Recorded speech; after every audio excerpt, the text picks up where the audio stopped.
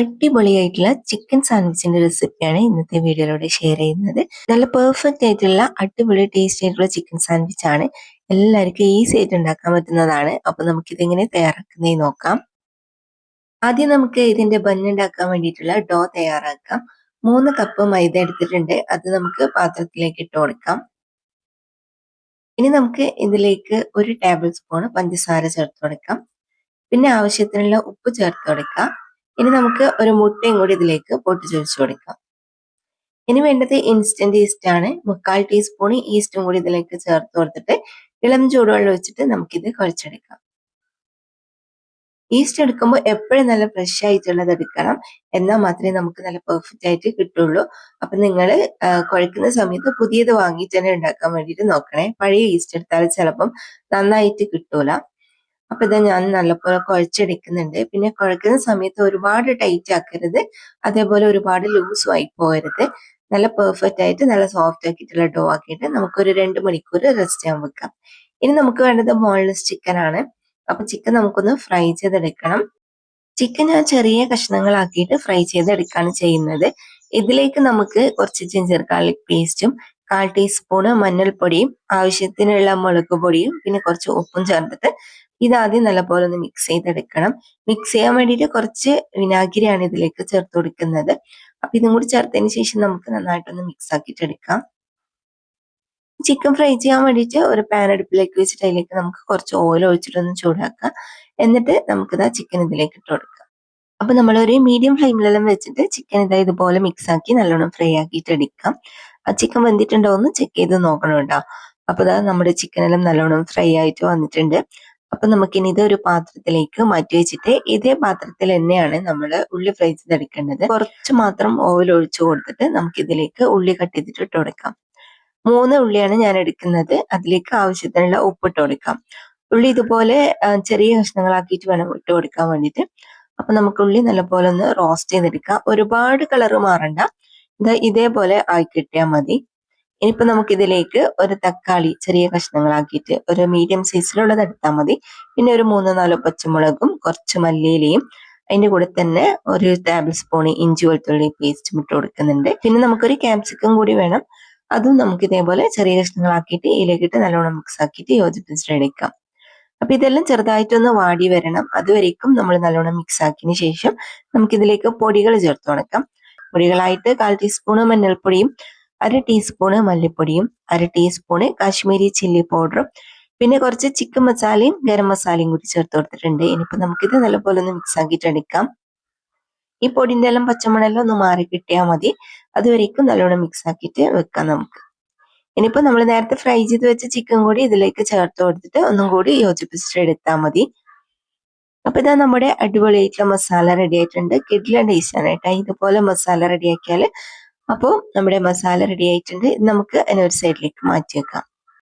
ഏകദേശം 1-2 മണിക്കൂറെല്ലാം കഴിയുമ്പോഴത്തേക്കും മാവ് നല്ലപോലെ പൊന്തി വന്നിട്ടുണ്ടാവും. ഇതുപോലെ നന്നായിട്ട് പൊന്തി വന്നാൽ മാത്രമേ നമ്മുടെ ബന്ന് നന്നായിട്ട് വരുള്ളൂ. അപ്പൊ ആ ഒരു കാര്യം നിങ്ങൾ ശ്രദ്ധിക്കട്ടോ. എന്നിട്ട് നമുക്ക് ഒന്നും കൂടി നന്നായിട്ടൊന്ന് കുഴച്ചെടുത്തിട്ട് ഇത് നമുക്ക് ചെറിയ ചെറിയ ബോളാക്കിയിട്ട് എടുക്കാം. ഞാനിപ്പോ ഇത് വെച്ചിട്ട് 12 എണ്ണാണ് ഉണ്ടാക്കുന്നത്. അപ്പൊ ഇത് ഞാൻ 12 ബോളാക്കിയിട്ട് എടുത്തിട്ടുണ്ട്. എന്നിട്ട് നമുക്ക് കയ്യിൽ കുറച്ച് ഓയിൽ ആക്കിയിട്ട് ഇത് ഷേപ്പ് ആക്കിയിട്ട് എടുക്കാം. ഞാൻ കയ്യിൽ വെച്ചിട്ട് തന്നെയാണ് ഷേപ്പ് ആക്കുന്നത്. ആദ്യം ഒന്ന് റോൾ ചെയ്യുക. എന്നിട്ട് ഇതാ ഇതുപോലെ ഇങ്ങനെ റോൾ ചെയ്തിട്ട് നമ്മൾ ജസ്റ്റ് ഒന്ന് പ്രസ് ചെയ്ത് കൊടുത്താൽ മതി. ഇതുപോലത്തെ ഓവൽ ഷേപ്പിലാണ് ഉണ്ടാക്കുന്നത്. നിങ്ങൾക്ക് എങ്ങനെ വേണമെങ്കിലും ഉണ്ടാക്കട്ടെ. ഞാനിതപ്പം ഇതുപോലെ ഓവൽ ഷേപ്പിലാക്കി എടുക്കുന്നുണ്ട്. ഇതേപോലെ നമ്മൾ എല്ലാം റെഡിയാക്കിയിട്ട് വെക്കാം. നല്ല എളുപ്പമാണ്. നല്ല സോഫ്റ്റ് ആയിട്ടുള്ള മാവാണെങ്കിൽ നമുക്ക് ഇതേപോലെ പെട്ടെന്ന് ഷേപ്പ് ആക്കാൻ പറ്റും. അല്ലെങ്കിൽ നിങ്ങൾ ചപ്പാത്തികൾ വെച്ചിട്ട് ജസ്റ്റ് ഒന്ന് പരത്തിയിട്ട് ഉണ്ടാക്കിയാലും മതിയാവും. അപ്പൊ ഇതുപോലെ നമുക്ക് എല്ലാ മാവും ഷേപ്പ് ആക്കിയിട്ട് വെക്കാം. ഇനി നമുക്ക് ഓയിൽ ചൂടാക്കാൻ വേണ്ടിയിട്ട് വെക്കാം. ഓയിൽ ചൂടായിട്ട് നമ്മൾ ഫ്രൈ ചെയ്യുന്നതിന്റെ തൊട്ട് മുമ്പ് മാത്രം നമുക്ക് ഇതിന്റെ മുകളിലേക്ക് കുറച്ച് മുട്ടന്റെ മഞ്ഞ ഒന്ന് ബ്രഷ് ചെയ്ത് കൊടുക്കണം. അപ്പൊ ഇതാ ഞാൻ ഇതേപോലെ എല്ലാത്തിനും മുകളിലേക്കും മുട്ടന്റെ മഞ്ഞ ഒന്ന് ബ്രഷ് ചെയ്ത് കൊടുക്കുന്നുണ്ട്. ഇതിപ്പോ കളറിന് വേണ്ടിയിട്ട് മാത്രമല്ല, നല്ലൊരു ഷൈനിങ്ങും ഒരു ഫിനിഷിങ് എല്ലാം കിട്ടും. ഇതിന്റെ ഫ്രണ്ട് ഭാഗം കേട്ടോ, ഇതിന്റെ മോൾ ഭാഗത്ത് നല്ലൊരു ഫിനിഷിങ്ങും നല്ലൊരു ഷൈനിങ് എല്ലാം കിട്ടാൻ വേണ്ടിയിട്ടാണ്. അപ്പൊ ഞാനിത് ഫ്രൈ ചെയ്യാൻ വേണ്ടിയിട്ട് പോകുന്നുണ്ട്. ഓയിൽ നല്ലപോലെ ചൂടായതിനു ശേഷം ഇതിലേക്ക് ഇടുന്നതിന് മുമ്പായിട്ട് ഫ്ലെയിം കുറച്ച് വെക്കണം കേട്ടോ. എന്നിട്ട് വേണം നമ്മൾ ഇതിലേക്ക് മാവ് ഇട്ട് കൊടുക്കാൻ വേണ്ടിയിട്ട്. കുറച്ച് സമയം കഴിയുമ്പോൾ ഇത് നന്നായിട്ട് തന്നെ പൊന്തി വരും. പൊന്തി വന്നു കഴിഞ്ഞാൽ നമ്മൾ മറിച്ചിട്ടിട്ട് മറ്റേ സൈഡും കൂടി ഫ്രൈ ആക്കിയിട്ടെടുക്കാം. അപ്പൊ ഇതാ നമ്മുടെ ബന്ന് നല്ല അടിപൊളിയായിട്ട് സൂപ്പർ ആയിട്ട് വന്നിട്ടുണ്ട്. ഇത് നമുക്കിനി കോരി മാറ്റാം. ഇതേപോലെ തന്നെ എല്ലാ മാവും നമുക്ക് റെഡിയാക്കിയിട്ടെടുക്കാം. പിന്നെ മെയിനായിട്ടും ശ്രദ്ധിക്കേണ്ടത് നിങ്ങൾ ഫ്ലെയിം ഫുള്ള് കുറച്ച് വെക്കണം. കാരണം എന്നാൽ മാത്രമേ നമുക്ക് ഇതിന്റെ ഉൾഭാഗം നല്ലപോലെ കുക്കായിട്ട് കിട്ടുള്ളൂ. വേണമെങ്കിൽ നിങ്ങൾക്ക് ഇത് ഓവനിലും ചെയ്യാൻ പറ്റും. ഓവനിൽ ഫ്രൈ ചെയ്താൽ പെർഫെക്റ്റ് ആയിട്ട് നമ്മൾ കടയിൽ നിന്ന് വാങ്ങുന്ന അതേ ടെക്സ്ചറിൽ തന്നെ നമുക്ക് കിട്ടുകയും ചെയ്യും. ഞാനിപ്പോ ഇങ്ങനെ ഈ ഒരു രീതിയിൽ ചെയ്യുന്നത് എല്ലാവർക്കും ചെയ്യാൻ പറ്റണമല്ലോ. അപ്പൊ അതുകൊണ്ടാണ് ഇങ്ങനെ കാണിക്കുന്നത് കേട്ടോ. നിങ്ങൾക്ക് വേണമെങ്കിൽ ഓവനിലും ഇതേപോലെ തന്നെ ചെയ്തെടുക്കാൻ പറ്റും.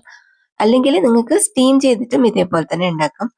സ്റ്റീം ചെയ്തിട്ട് ചെയ്യുമ്പോൾ ഇത്രക്ക് കളർ കിട്ടാൻ ചാൻസ് ഇല്ല. പക്ഷെ എന്നാലും നമുക്ക് നല്ല പെർഫെക്റ്റ് ആയിട്ട് തന്നെ ഉണ്ടാക്കാൻ പറ്റും.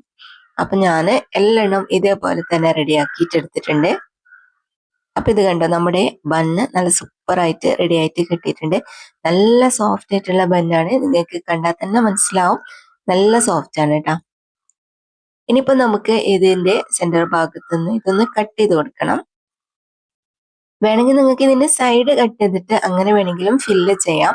ഞാനിപ്പോ ഇതാ ഇതുപോലെ നമ്മൾ കടയിൽ നിന്ന് വാങ്ങുന്ന ആ ഒരു സാൻഡ്വിച്ചിന്റെ ടൈപ്പിലാണ് ഉണ്ടാക്കുന്നത്. അപ്പൊ നമുക്ക് ഇതേപോലെ സെന്റർ ഭാഗത്ത് നിന്ന് ഒന്ന് കട്ട് ചെയ്ത് കൊടുക്കാം. എന്നിട്ട് ഇതിനകത്തേക്ക് മസാല ഫില്ല് ചെയ്ത് കൊടുക്കാം. ഇത് നമുക്ക് പല ടൈപ്പിലും ഉണ്ടാക്കാം. ഞാൻ ജസ്റ്റ് മസാല മാത്രമേ ഫില്ല് ചെയ്യുന്നുള്ളൂ. നിങ്ങൾക്ക് മയോണൈസ് ഇതിലേക്ക് സ്പ്രെഡ് ചെയ്ത് കൊടുക്കാം, അല്ലെങ്കിൽ സോസ് രണ്ട് സൈഡിലും സ്പ്രെഡ് ചെയ്ത് കൊടുക്കാം, എന്നിട്ട് മസാല ഫില്ല് ചെയ്യാം. അങ്ങനെ എങ്ങനെ വേണമെങ്കിലും ചെയ്യാൻ പറ്റും. ഇതിപ്പോ ജസ്റ്റ് ഞാൻ മസാല മാത്രമേ ഫില്ല് ചെയ്യുന്നുള്ളൂ. ഇങ്ങനെ ചെയ്താൽ തന്നെ നല്ല സൂപ്പർ ടേസ്റ്റ് ആണ്. ഇപ്പൊ റമദാനെല്ലാം എത്താനായി. അപ്പൊ നമുക്ക് നോമ്പിനെല്ലാം ട്രൈ ആക്കാൻ പറ്റുന്ന ഒരു കിടിലൻ റെസിപ്പിയാണ്. ഇതുവരെ ഇങ്ങനെ ചെയ്ത് നോക്കിയിട്ടില്ലെങ്കിൽ എന്തായാലും ചെയ്ത് നോക്കണേ. നിങ്ങൾക്ക് എല്ലാവർക്കും ഇഷ്ടമാവും. നല്ല പെർഫെക്റ്റ് ആയിട്ടുള്ള ഒരു റെസിപ്പിയാണ് ഇത്. എല്ലാവർക്കും ഈസി ആയിട്ട് ഉണ്ടാക്കാൻ പറ്റുന്ന സാൻഡ്വിച്ചിന്റെ റെസിപ്പിയാണ് ഇത്. അപ്പൊ എല്ലാവരും ട്രൈ ചെയ്തിട്ട് ഫീഡ്ബാക്ക് അറിയിക്കാൻ മറക്കരുത്. വീഡിയോ ഇഷ്ടമായാൽ മറക്കാതെ ലൈക്കും ഷെയർ കമന്റും ചെയ്യുക. ഇതുപോലുള്ള റെസിപ്പികൾ കാണാനായിട്ട് നമ്മുടെ പേജ് ഫോളോ ചെയ്യാനും യൂട്യൂബ് ചാനൽ സബ്സ്ക്രൈബ് ചെയ്യാനൊന്നും മറക്കരുതേ.